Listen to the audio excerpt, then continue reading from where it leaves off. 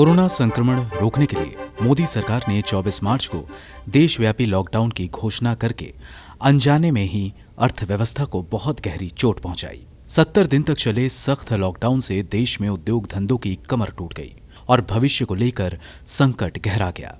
केंद्रीय सांख्यिकी मंत्रालय के मुताबिक भारत की जीडीपी यानी सकल घरेलू उत्पाद की कीमत वित्त वर्ष 2021 में 7.7% से गिर जाएगी। ये खबर तो आपने पढ़ी होगी, लेकिन क्या आप जानते हैं कि अगर ऐसा होता है तो भारत कुल संपदा से ज्यादा संपत्ति तो अमेरिका की महज 2 कंपनियों के पास है। समझिए इस खास रिपोर्ट में कि कैसे अगर सरकार का पूर्वानुमान सही है तो भारत से ज्यादा पैसा मोबाइल कंपनी एप्पल और फेसबुक के पास होगा।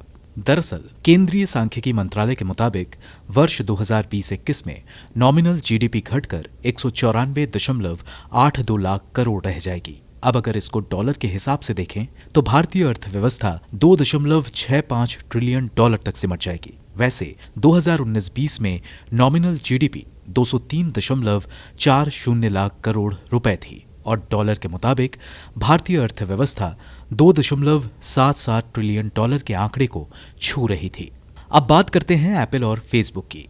दरअसल कोरोना काल में बढ़ी बंदिशों के चलते टेक कंपनियों ने जमकर चांदी काटी। अकेले एप्पल और फेसबुक की कमाई को ही जोड़ लिया जाए तो भारत की कुल अर्थव्यवस्था से ज्यादा संपत्ति इन 2 कंपनियों के पास हो गई। बात करें एप्पल की तो उसकी टोटल वर्थ या कहें उसकी कीमत 2.2 ट्रिलियन डॉलर के पार जा चुकी है। इसी तरह फेसबुक 0.77 ट्रिलियन डॉलर की कंपनी बन चुकी है। अब इन दोनों की कुल कीमत को जोड़ा जाए तो आंकड़ा पहुंच जाता है लगभग 3 ट्रिलियन डॉलर, यानी पूरी भारतीय अर्थव्यवस्था से ज्यादा।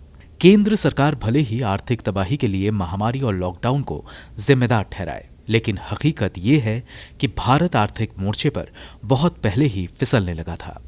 साल की शुरुआत में ही अंतर्राष्ट्रीय मुद्रा कोष की मुख्य अर्थशास्त्री गीता गोपीनाथ ने वैश्विक मंदी के लिए संकट में फंसी भारत की अर्थव्यवस्था को जिम्मेदार ठहराया था।